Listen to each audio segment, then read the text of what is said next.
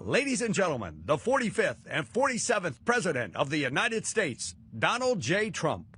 And I'm proud to be an American wearing these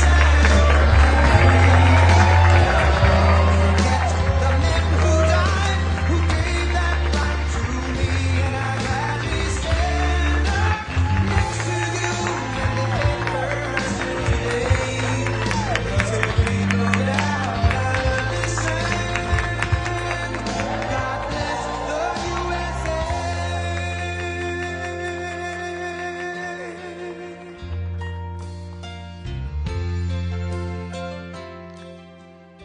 I actually hate to turn that beautiful song off, but let's get to business, right? And I want to congratulate you. You are with a company, and I'm thrilled to be here with the men and the women who are really the heart and soul of one of the greatest, most admired, and most successful companies in the history of the world, frankly, the one and only McDonald's. I've gone there a couple of times. And I'm honored to stand before you as the very first former McDonald's fry cook ever to become president of the United States. And I actually was there for about 30 minutes, and that was 30 minutes longer than Kamala was there, right? Despite her job at McDonald's, that didn't work out too well. And the person at McDonald's that informed us off the record that she never worked there, whoever you are, we appreciate that. That was very nice. But I want to thank, as you know, the famous Sundar and Sergey Brin. These are two guys that own and run a place called Google. They called me the following day after I did that McDonald's little skit, because it wasn't a commercial. You got it for nothing. It was a skit. And they told me that, and I didn't know them. I said, who are they? They own Google. I said, that's pretty good. That's not bad. And that it received more hits than anything else in the history of Google, and that record.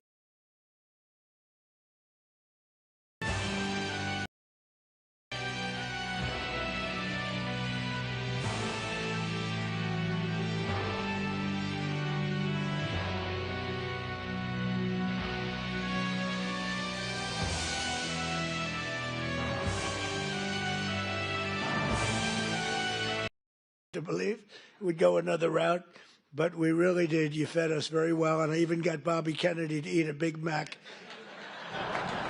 And he told me he loved it. He didn't want that publicized. He told me he loved it. I thought it was great. I want to thank McDonald's chairman and CEO, Chris Kempczinski, who I just met backstage. I guess gave him a little piece of my speech signed. I said, do you want to keep this? You can either hang it, you can give it to somebody, you can throw it away. I don't care. But I don't stay on the speech too long anyway, so usually those speeches aren't too accurate, what I give. But McDonald's USA president is here, Joe Erlinger. Joe, wherever you may be, thank you very much. Thank you, Joe. Good job, along with everyone from the International Franchise Association, which does really fantastic work. I've heard from many people you do a fantastic job. So thanks as well to two former McDonald's operators now serving in Congress, Representative Kevin Hern and Chuck Edwards. Are you here, fellas? Come on, fellas. And they're warriors, those two. They're warriors. Thank you very much. Great job. And, of course, let me thank the people who truly keep the McDonald's magic alive, the incredible franchisees, and you got a lot of them here tonight. Yeah, and you're the heart and soul, and they would tell you that all the time. They tell me that. You carry on the commitment to what Ray Kroc said he wanted from every McDonald's restaurant, perfection. Have you heard that? Perfection. That was very strong. Ray liked to say that if you think small, you'll stay small, and that's why no one thinks bigger than McDonald's, not in your industry, and probably never will. I don't know if anybody can ever catch you. I doubt it. Every single day you feed an incredible 1% of the entire world population, 70 million meals every day. An amazing 1 in 8 Americans works behind the counter of a McDonald's franchise at some point in their lives. Yeah, we heard about that. I heard about that. Wasn't true in that particular case, but for tens of millions of our citizens, the road to the American dream starts beneath the golden arches, beautiful golden arches. So to each and every one of you, thank you and congratulations on 70 years of American greatness. Congratulations. And, you know, I just might add, this is also the golden age of America because we are doing better than we've ever done as a country. Prices are coming down and all of that stuff. And, you know, they talk about different terms for that. But I will tell you that nobody has done what we've done in terms of pricing. We took over a mess. We had the highest, think of it, the highest inflation in the history of our country. They say 48 years it was the history of our country. And now we have normal inflation. We're going to get it a little bit lower, frankly. But we have normal. We've normalized it. We have it down to a low level, but we're going to get it a little bit lower. We want perfection. You know, you always want 1%. I don't know if anybody knows. You don't want 0. 0 can be bad. Then you start going the other route. That's no good either. Then you say, what's worse, deflation or inflation? But we have it almost at the sweet spot, and prices are coming down on different things. One of your groups that you admire, I admire, Walmart, came up last week, and they announced that Thanksgiving this year is 25% less. All of the accoutrements, that Thanksgiving is 25% less than it was last year under Sleepy Joe Biden. So that's a big statement, and others have followed up by saying just about that. And to your leader, when we met, I said, how are you doing with prices? Prices are coming down. He said, we were up 40% because of Biden and inflation, and they're coming down, and they're coming down rapidly. So I hope that all continues to go, but we're really doing well as a country. Most importantly, however, I will tell you, big picture, we have over $17 trillion being invested in our country in 9 months. It's now just about ready to crack 18, and by the end of 1 year, we will have about $20 to $21 trillion invested in our country. That's more by 10 times the highest amount ever invested in any country ever before. And it's largely because of tariffs and, I think, November 5th election. But it's the largest amount. As an example, so if we have 20 or 21 in 1 year, 21 trillion, think of what that is. That's car factories, that's AI, it's everything. They're all coming back because of the tariffs. They're all coming back because they don't want to pay 15, 20, 30, 100% tariff. It wasn't that complicated. People are saying, you know, Trump was right. It really wasn't that complicated, but it's been amazing. As an example, if you take me at 20 for 1 year, Sleepy Joe Biden, you know what he was? Less than 1 for 4 years. And if they got elected, they would have been at minus 10 because people were moving out of the country in record numbers, and welfare and other charges were increasing at levels that nobody has ever seen before. So you would have had double and maybe 50%, maybe literally more than they've ever seen. Welfare was going up. Everything was going up. Government jobs were going up. Real jobs were going down. So you would have had that catastrophe, and on top of it, instead of 20 trillion coming in, you would have had 10 trillion leaving our country.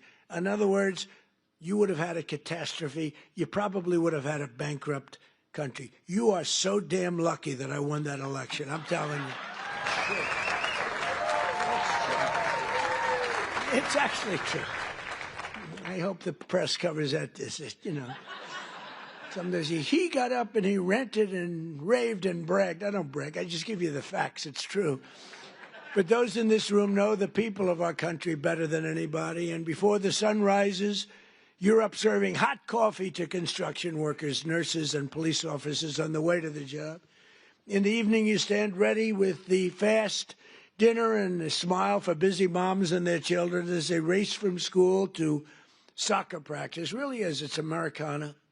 And late at night, your lights are off and the only one still glowing when the long-haul trucker pulls up for a good meal and a best Coca-Cola in America. Best Coca-Cola. Whoa.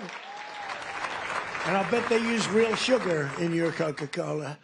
You know, they didn't in the United States. I said to the head of Coca-Cola, you got to go to sugar. They do in other countries. And you know what? They went to sugar. Isn't that nice? I said, you got to go to sugar. Just like I said, why is the Gulf of Mexico called the Gulf of Mexico? I said, we're changing the name. And now it's the Gulf of America. It has nothing to do with McDonald's, but maybe it does. Because it's very nice cycle. We have 92% of the shoreline. They have 8%. I wouldn't say I made a lot of friends in Mexico, but they still like me. Wasn't that a good change? Seriously, wasn't that beautiful? And it was done in an instant. You know, it's like, normally you think a thing like that would take years. This took like 10 minutes. I asked somebody, good lawyers in my office, I said, would I be able to change the Gulf of Mexico? Is that possible to the Gulf? Sir, it's been that way for 350 years. You know, they were here 100 years before us. We're 250, they were 350. It's been called the Gulf of Mexico, sir, for 350 years. I said, that's not the question. Am I able to change it? Yes. What do I do? Just give us the order and we'll do it. And I did, and we changed it, and everybody's happy. Well, not everybody, but most people. Most people are happy, but it's great prestige for our country. You know, it's tremendous prestige for our country. And that's good for McDonald's, and that's good for everybody else. As president, I want you to know that I'm fighting every day to support small businesses like yours and the citizens that we all serve. And together we're fighting for an economy where everyone can win, from the cashier starting her first job to a franchisee opening his first location to the young family in a drive-through line. I've been on that line many times. Actually, that line was incredible in the commercial, right? It wasn't a commercial. It was about, but they have the line. The people had no idea. So I made the French fries. The guy was really good. He had a great wrist. He was, sir. He was going like, sir. Yeah. It was not that easy. But I got it sort of finally. Not the greatest, but I get pouring it in. Asking him all sorts of stupid questions, but it was very interesting. Amazing. A little thing is not, it's a little complex, right? To father and son over there that own a lot. They're very rich people. But I'll tell you what, I asked, how many do you have? Sir, I have 59. I said, you're rich. But you know, nobody knew in the line. The line was a long line. They had 25,000 people, so somebody let them know we were coming. It was toward the end of the campaign. And after I did the French fries and did some other things, I then stood at the window. And the people would drive up, a little bored in all fairness. You know, it is, I mean, they're waiting for a hamburger, okay? So they'd drive up like this. They'd look over. Whoa! Every one of them. And it was fascinating. Every one of them, they would, it was, the response was incredible. Almost like I knew I was going to win when I saw that. I knew, because the response was love. It was great. They had a good time, but we did, I think, 12 people. Every one of them had the same response. They drive up, they this, they get that, getting a little cash ready, and they look over, and it was, some did a double take. Some went like that. Whoa. But it was sort of an amazing moment. You know, I did a garbage truck also, right? And everybody, and I thought, when I spoke with Sergey and Sundar, I said, yeah, but the garbage truck was equal, wasn't it? They said, not even a contest. Garbage truck was great, not even a contest to McDonald's. And that's because we had the power of McDonald's. I mean, it was an amazing thing. I thought the garbage truck would have won. And they said it was good, but it wasn't even close. So that's a tribute to what you've built, really. It really is a tribute to what you built. But there's still a lot of work to do, and we're making tremendous progress. 1.9 million more American-born workers are employed today than when I took office. Think of that. 1.9 million more today than, and these are American-born workers. Nobody thought that was possible. And we have the strongest borders in the history of our country. Nobody comes in unless they come in legally. You see the numbers. Everyone thinks it's impossible. A year ago, millions of people were storming our borders. Today, they only come in if they come in legally. And wages for hourly workers are rising at the fastest pace in 60 years. And sometimes you might say, was that good or bad? It's great for you. The minimum wage thing you'll have to be talking about. You're going to have to fight. We were talking about California, Gavin Newsom from California. And I knew he's laying siege on the minimum wage. And you people probably know, because that's a very complex subject, and you people probably know better than anybody the impact one way or the other, good or bad. And you're going to let your local congressmen, your senators know about it. But in 9 months, we've lifted over 600,000 Americans off a food stamp, and that's a record. And it's because we really have a strong economy. I mean, we're building thousands and thousands of factories all over this country. Wait till they open up. You're going to see something like I think we've never seen before. You know, we lost our auto industry. 54% of our auto industry left for other places over the years. And I think we're going to get it more than all back. They're coming in from Mexico, from Canada, from Germany. They're coming in from Japan. We made a deal with Japan, $650 billion. We never got anything. We made a deal with the European Union, $950 billion, and they have to buy our oil and gas and many other things. And I want to say it's good for everybody. All that we made a deal recently with China, where they buy our soybeans, but it's hundreds of billions of dollars. And it's incredible what's taken place in our country. The world was laughing at us like we were stupid people. They're not laughing anymore. They don't laugh at us anymore. They respect us now again, and that's what we want. We want to be liked. We want to be respected, much more so than being liked. And, you know, in a certain way, they like us better now, too. They respect us, but they like us better now because the world was ripping off our country. Not sustainable, not even sustainable. China was making $722 billion. Think of that. Not million. 722 million's a lot, isn't it? $722 billion. They built their military with the money that we gave them over the years. And in my first term, we had a great first term. The most successful economy we've ever had in my first term. This is going to blow it away. This is blowing it away, to be honest with you. It blows everything away. There's never been a time like this, and you're going to see the results, you know, pretty quickly. But in stark contrast to the previous administration, 100% of all new jobs created in America under my administration have been created in the private sector. Because, you know, we are trimming out government jobs. You can't have, you know, what they do is they give you phony job numbers in a lot of ways, but they'd hire 100,000 people, and all of a sudden it looks like they're doing well. They're not doing well, because those are jobs that they hurt our country. If those jobs can be in the private sector, paying taxes and all the other things, it's a big 100% of the jobs that we put in have been, think of that, are in the private, come from the private sector. In my first term, we built the greatest economy in the history of the world.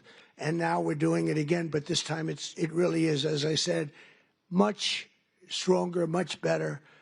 I think it's going to be something that nobody has ever seen before. My pledge to every family and every small business is that I will not rest until you are richer, stronger, more successful, happier, till you've gotten a piece of the American dream. Some of you in this room have really gotten a piece of it because you made a great decision to go with a great, great company years ago. And it's really pretty amazing. That begins with making America. We have to do, the word is affordable, and affordable should be our word, not theirs, because the Democrats got up and talked affordability, and they don't say that they had the worst inflation in history, the highest energy prices in history. Everything was the worst. What they're great at is lying. They say affordability. Their stuff was all much more expensive. We have a couple of items like coffee, which is a little high. We're going to get that down. You saw that today. The coffee comes down. Remember when I first took over? Eggs. My third day in office, I have a news conference, and the fake news media was screaming at me, Mr. Congressman, about eggs. Remember that? I'm standing there very innocent. Oh, hello. Do you have any questions? What about eggs? What about them? They're up 4 times. I said, look, I just got here. I'm sorry. And Brooke Rollins and Department of Agriculture did a phenomenal job. And they said, don't order eggs for Easter because you won't be able to get them. And they said, we have a big Easter egg hunt at the White House. It's sort of a thing that has gone on for 100 years. They said, could you order plastic eggs? I said, I'm not ordering plastic eggs. We're going to have eggs down by that time. And by the time we got to Easter, the price of eggs had fallen precipitously. We had all the eggs in this country you want.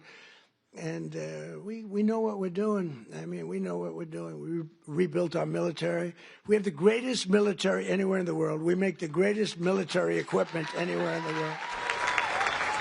And everybody knows it. And everybody knows it. And you saw that with the way we took out the nuclear capability of Iran with those gorgeous B-2 bombers. They flew in there and they wiped it. And the word was obliterated. Remember when CNN said, well, it might not have been obliteration. Think of the pilots. They go in there, they're under fire. I was watching this from the Situation Room, and you get to see things in situations that you wouldn't believe. And they said, sir, they have entered Iran airspace. All of a sudden you see much faster. Then you see them going down at the whole thing was crazy. I actually said, do people really want to do that for a living? They're waiting for them, but the equipment is so good. The B-2 bomber. Stealth. They never saw them. They never saw them. I mean, it's the most amazing thing. And I honored the pilots at the White House. I had them brought in, along with mechanics and a lot of other people. We brought them to the White House to give a little celebration because they flew 37 hours flawlessly. Now compare that to the Jimmy Carter Iran situation with the helicopters crashing and the this and the, oh, what a horror, and the hostages. And I said, we can't let that happen, but we have a great team. General Raisin Kane is unbelievable. The whole group is unbelievable. And they went in, and I brought them into the White House, and I brought them then into the Oval Office, the pilots. And we met them, all handsome. They look like Tom Cruise. They really do. I don't want to be a wise guy and say, but taller.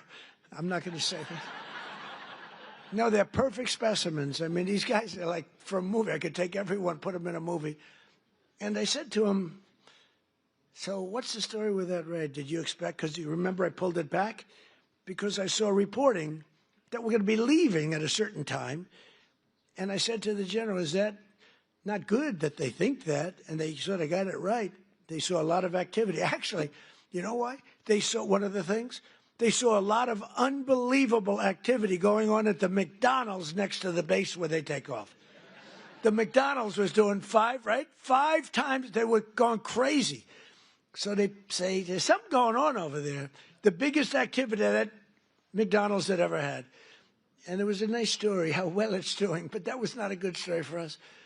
So I canceled it and then I announced we're canceling it. And the pilots said they were devastated. Then I put it back at the exact same time because that was the only time they weren't thinking would happen. And we left exactly in time, but that was after canceling it 2 days before. And then we put it right back in the exact same slot. And we had identical planes, B-2s, flying four of them, flying into Guam. And they thought that was the attack team. And they were watching those planes in Guam, going to Guam, and that was not the planes that we had. But think of it, they flew both ways 37 hours without a sputtering of a bad engine, without any problem.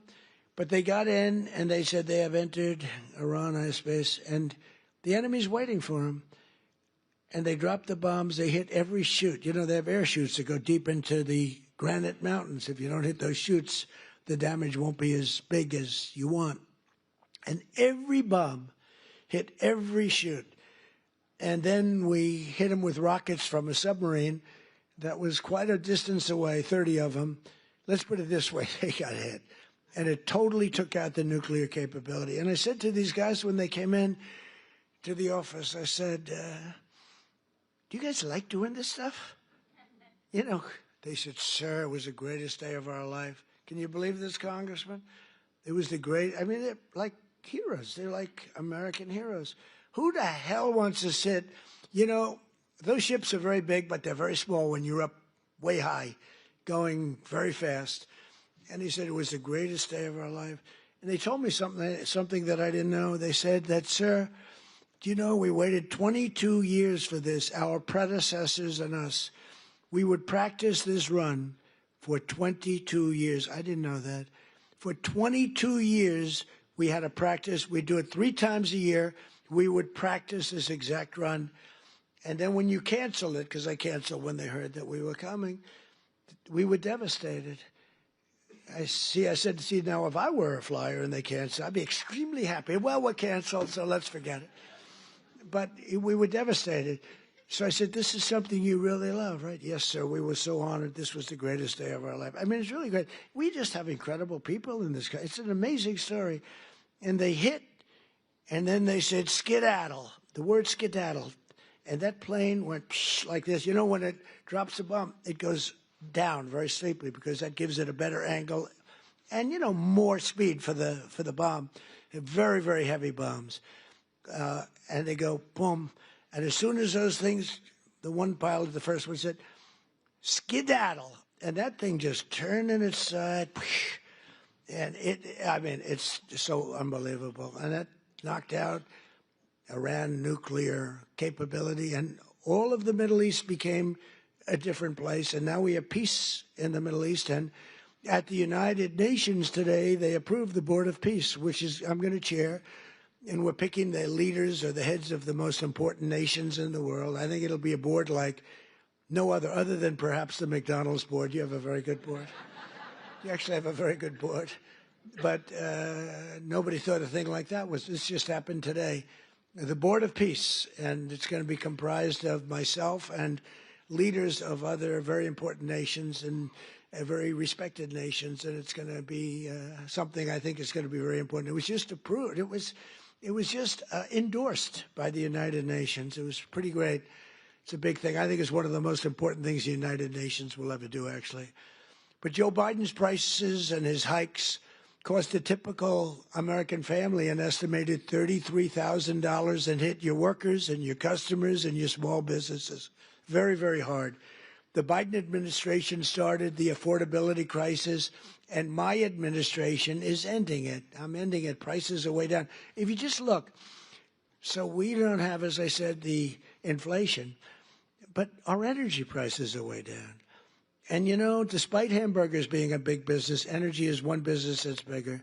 When you get energy down, everything else is affected. If you start bringing the price of gas, that's like a massive tax cut. And they were selling, you know, they were having gasoline at $4.75 a gallon and $4.50, $3.50, $3.75. We're going to be able, it looks like we're going to be able to hit $2 a gallon in the not too distant future. But let's say we're $2.50, $2.70. Other than places like California, that's not fair because they put so high a tax on that you're really paying a lot of that price is the tax that you're paying to government, which is horrible, actually, what they do. But the price of gasoline and the price of energy is way down. So when energy comes down, you make the donuts, you make the chicken, you make whatever you're making. Everything is all about energy. You have to deliver it. You have the trucks. You have the fuel. When energy comes down, and it's come down fast, we had an expression, drill, baby, drill. And I drilled, baby, drilled. I tell you, we drilled. And last month it was announced we produced more oil and gas than any time in the history of our country by far. And when you do that, everything comes down. You don't even have to look at the numbers. And it's all beautifully coming down. And as per your chief executive and your chairman and everybody else, they tell me the prices at McDonald's are coming down. It's moving down. Unfortunately, they were so high in the last administration that people aren't that happy because it was so high. So even though it's coming down and coming down a lot, they want to see where it was, like when I was president. And we'll be getting it very close to that number, maybe even better, depending on what we do with energy. But the energy's coming way down. In the 9 months since I took office, we've stopped inflation in the tracks. Since January, the core inflation has been the lowest in just about 8 years, just changed. It was 4 years, now it's 8 years. It just changed about an hour. They just said, sir, if you want, we can rewrite the speech. I said, no, I can remember it very nicely. Thank you. I'm not Biden. In the past 6 months, the price of breakfast items has fallen 14%. Bread prices are down. Dairy prices are down. And the price of eggs has declined 86% since March, and much more than that since when I took over. Because when I took over, it was an egg crisis, as we said. And I want to give a very special thanks to McDonald's for slashing prices for your most popular items, bringing back extra value meals, and I hear you're recommitting to the affordable options of Americans that we really know and love, all of the items that we love.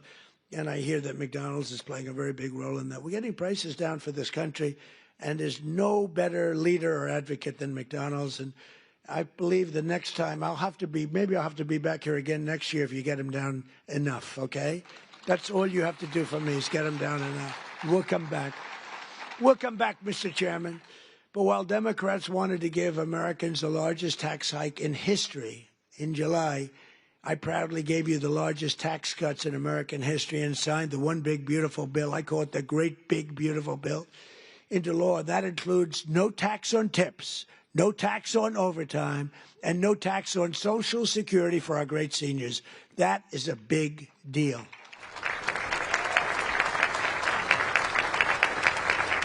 So the great big beautiful bill is the biggest piece of legislation ever passed in our country's history. It gives expensing to you as owners, where you do something, you can expense it, you can take it off in 1 year instead of 38 or 40 years. It gives you so many things. And I'm not giving it to you, I'm giving it to the people that you're hiring, because I'm giving it for jobs. You're going to expand, you're going to do tremendously. You spend money and you can write it off quickly as opposed to over a period of many, many years. The typical waiter, waitress, or police officer will take home roughly $2,000 extra each year because of just what we've done on taxes. And the tax cut bill, and I call it the tax cut bill, is also a big boost to small businesses like yours. It includes permanent expensing. And again, the biggest thing I did in my first tax cut bill, and this also expanded and extended that, was the expensing, the 100% expensing. But now we have the expensing for a 10-year period, so for 10 years. And frankly, I sort of said, let's make it 2 years because, you know, I want the results to be immediate. 10 years, they can take their time. I had a lot of pushback, including from these guys. They said, no, the right thing. It might have been good for us politically, but it's better what we did ultimately for the country. So we have 10-year full expensing. Nobody thought that was possible to get. We also expanded tax relief for all franchisees and made the pass-through deduction permanent. It's now permanent. And very importantly, under our tax cut bill, we virtually eliminated the unfair estate tax or death tax, so you can keep your family business in the family, your children, if you love your children. If you leave your beautiful place to your children, you won't have estate tax, small business. Now, if you don't love your children, you don't really care what I'm saying right now. I've only had 2 or 3 people over the years that say, I take a vote. Does anybody in this room dislike their children where you're not leaving it to your children? And, you know, it's always blank, blank, blank. Then all of a sudden, one guy about 6 rows back, okay. And I thought he was kidding. I said, oh, that's so funny. I'm not kidding. My kid is no good. I'm not. And I said, this is amazing. So he's not so happy with this, but it's all right. But think of it, you know, farmers especially, where they'd have a farm. And, you know, the expression, the land rich, cash poor a little bit. But they have a great, wonderful thing and a way of life that they wouldn't change with anybody, not even a franchisee, right? They don't want they don't want a McDonald's. If they have a farm, they love their farm, just like you love what you're doing. But the farmers were dying, leaving their farm to their children. The value of the farm was high. They'd go out. They'd have a tremendous estate tax or death tax. And it would so much. I mean, the percentage is crazy how high. They'd end up losing the farm in bankruptcy. They'd go out and borrow all this money to pay the tax, the estate tax. They'd put a mortgage on the farm, and they'd end up losing the farm. Many of them committed suicide. They would commit suicide. It was such a horrible thing that was happening. And we've ended, think of that, the death tax, the estate tax on the small businesses. So I hope you're around for a long time. You don't have to think about it. but it's a great thing for your family, and it's, a great thing for longevity. You treat your franchise just like a farmer treats his farm. You love it. You're there early, you're cleaning it, little touch of paint here or there. There's a little spot on the ceiling, drives you crazy, right? It's, it's love. It's love for what you do. It's amazing the job you do, too. I see it. I've been in plenty of McDonald's that clean beautifully. You must have some awfully good incentives because they are really amazing places, the job that's done. But upon taking office, I signed an order requiring that for every new regulation, 10 old job-killing regulations have to be eliminated. So if we put in a new regulation, then we get rid of 10. Otherwise, you don't get the new regulation. And, we got rid of the drip, drip water. We call it the drip, drip, where drip drips out of the sink. States with tremendous water, so much water, they have nothing but problems getting rid. They had restrictions on water. It comes down from heaven, right? They had restrictions on water. So you want to wash your hands, or like me, I want to wash my hair. I lather up. Then I turn that, and there's no water. The water's drip. They put a restrictor on. I won't mention the third item in the bathroom because I always get criticized. I used to mention that, but I don't mention it anymore because you know what I think you do. If you don't know what I'm talking about, then you shouldn't be owning a McDonald's franchise. You wouldn't do well even with a McDonald's franchise. But no, the water restrictions totally lifted. All restrictors are gone. And it's interesting. Your dishwashers were covered, right? You had no water. I was with some of the people that make them, Whirlpool and others, and they said, sir, they won't give us the water to use in our dishwashers or use in our washing machines.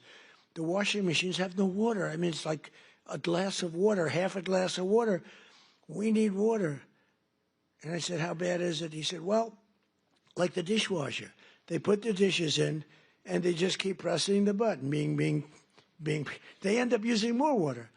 So I gave them, as you know, unlimited water. Biden came back with a rigged election, and he immediately restricted the water again. But I came back in and immediately unrestricted again. So now you have unlimited water to clean your damn dishes, okay? And other things. Your hands. Didn't you hate that? You walk in to wash your hands. I'm a big hands guy. I like to wash my hands. I used to hate shaking hands. Now, once you run for office, you better like shaking hands or you got a problem. You ever see a politician? No, I don't want to shake hands. Can you do that? I don't think you wouldn't be a politician very long. I actually thought that with COVID, that would be the end because, they didn't want you to shake. I said, well, but then it came back a little bit slowly, then eventually. But when you're a politician, you have to shake hands. So I like washing my hands. And you'd go into the sink, new places generally. And you turn on the water and there's literally no water. And how about the places that think they're going to save a fortune, so they spend a lot of money, where the water turns off there. You press the thing, which you hate to do, your hands. You don't like to press. So you get the towel, you press it, you wash it, and the water stops. So they have both a restrictor and a stopper. You get like 4 drops of water. Tell me, do we really get rich with that? Okay, do we really? This is so ridiculous. So I undid all of that nonsense. But we did much more important for you. We've rescinded the insane Biden energy regulations on ovens, cooktops, microwaves, and ice makers that were driving your costs through the roof. You have no longer restrictions in that. I hope you understand. But I did better than that, too. In terms of slashing, we slashed more than $1 trillion worth of regulations, burdens on the U.S. economy, in particular on businesses and people that employ people. Combining our regulatory and tax cuts, we've reduced the effective burden on franchisees by more than 37%. You're so freaking lucky. You are so lucky. These guys are so loaded, they probably don't even know what I did for them. They make so much money, they say, yeah, it's peanuts, 37%. Let me tell you, you should have suffered a little while through Kamala. The good news is she had no clue. You just wonder, I want to give an IQ test to Kamala and Biden. Who do you think wins? But they were destroying your businesses. But I have better than that, though. As you know, in my first time, I also stopped a mortal threat to the franchise business model by terminating Obama's infamous joint employer rule. Joint employer. In other words, you were screwed. You would have been mortally wounded, perhaps. I said to a couple of the people, what would have happened if that? Sir, please, I'd rather not talk about it. They don't want to talk about it. I ended it. You got lucky on that one, let me tell you, because I said, really, I asked one of my guys, because when I was coming over, I saw that in the speech. I said, what does that mean? He said, that would have been death to businesses like yours and others. It was just, these people don't care. They didn't care. But I ended it, and I think that's one of the biggest things that you'll ever have done for yourselves. I think that's the biggest thing that can ever be done for you. We mentioned all these different items, but that's the biggest by far for you. As long as I'm president, I'll always defend your right to run your own small business and do it well.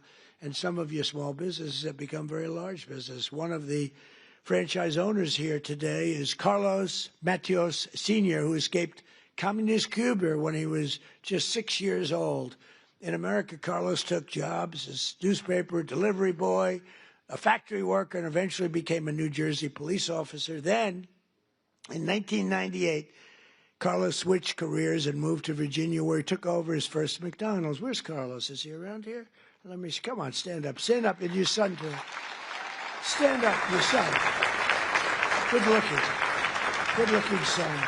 I met him backstage. He had a knack for turning around poorly performing restaurants, and today his family owns nearly 60 McDonald's all along the East Coast, including at the Pentagon, where I've ordered numerous Big Macs. Right? In fact, he served when the great football team came in. They served McDonald's, and you'd have these guys walking out, the biggest human beings I've ever seen. They were the national champs, right? Remember the team? Who was the team? Remember the team?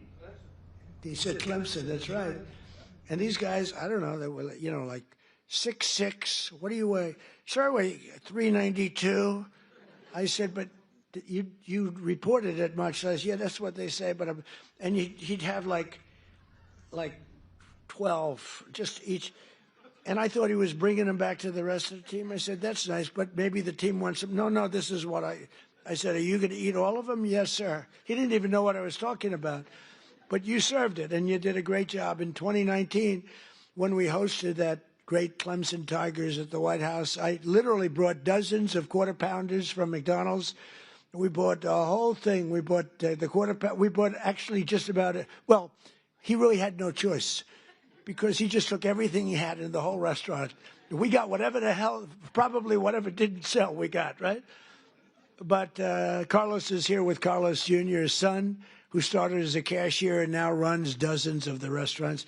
Congratulations, fellas. What a great family. Congratulations.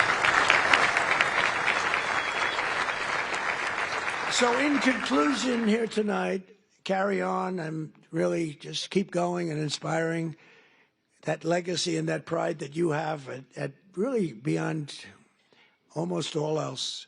It was excellence and service, stretching back more than 7 decades to when 2 hardworking brothers with a hamburger stand in California partnered with a hard-driving entrepreneur from Illinois to revolutionize the restaurant business forever, like nobody had ever seen. Because of men and women like those in this room who have pride in your souls, love in your hearts, and ketchup in your veins. Did you ever hear that one? 70 years later, McDonald's is the #1 fast food restaurant in the entire world, and honestly, it's not even close. What a job you've done.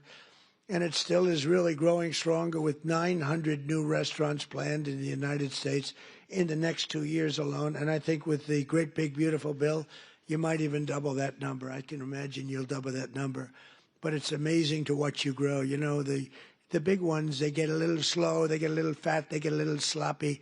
This is a company that's gone just the opposite. You've gotten more and more competitive. I look at your numbers. You've gotten more and more competitive over the years, over the generations. Your spirit, generosity, and devotion to your communities has really made McDonald's a symbol of American values, aspiration, and success that's recognized all over the world. You are recognized all over the world, something that, and there's a lot of great I mean, compared to the total, not so many, but there's a lot of great leaders, great companies. But I think more than anybody, McDonald's is recognized all over the world, and as widely as, frankly, the stars and stripes themselves. And everywhere there's a McDonald's, we see stars and stripes. Everywhere the American flag flies, you'll find the golden arches, and there you'll find good people doing honest, beautiful, hard work, and happy families sitting down to a really great meal. Because no matter who you are, everyone loves something at McDonald's. There's always something to have. I like the fish. I like it. You could do a little bit more tartar sauce, though, please. Seriously. I hate when I say, do you have any tartar sauce? Do you understand that? Yes, he understands that. Together with hardworking Americans like you, we're going to pioneer new heights of prosperity. We are doing better as a country right now, and people are seeing it. The Wall Street guys know it. The stock market hit its all-time high 48 times in a row in 9 months, 48 times during the 9-month period. And we're hitting the highest stock market we've ever had in history. All markets, all three, all markets, every one of them, has hit all brand new highs. It's a good time to be making this speech, because when you make one of these speeches, if you're doing lousy, it's not good. And you know, the stock market, you can say what you want, but it's a hell of an indicator. It's really a hell of an indicator. And your stock is doing phenomenally. But the stock market has hit an all-time high 48 times during the last 9 months. And we're going to pioneer new heights even from that. These new heights of prosperity are going to be incredible. We're looking at affordability. We're going to bring it down for everybody, because not everybody understands the fact that a great stock market is great for everybody, including 401ks. You know, the 401ks hit the highest number that they've ever been 2 days ago. And that's a lot of people. So they understand what's going on. And we're going to make the American dream two words that you didn't have. You didn't have those 2 words. Remember when Biden said, it's all about 3 words, the American dream? You don't want to ever get in that situation. Remember that? That was not good. It's all about 3 words, American dream. But possible, and you're going to make it really possible for millions and millions of people. And you have an administration that's got your back. You don't have an administration that wants to put you out of business, that wants to take away your water, that wants to have you not use a microwave oven, that wants to do all these horrible things that are going to destroy you. They were looking to destroy you and other businesses too. So together we're going to make America richer, stronger, prouder, and happier than ever before. And you people can be very, very proud of the job you've done. You're respected all over the world, and it's an honor to be with McDonald's. Thank you very much, everybody. Thank you. Thank you.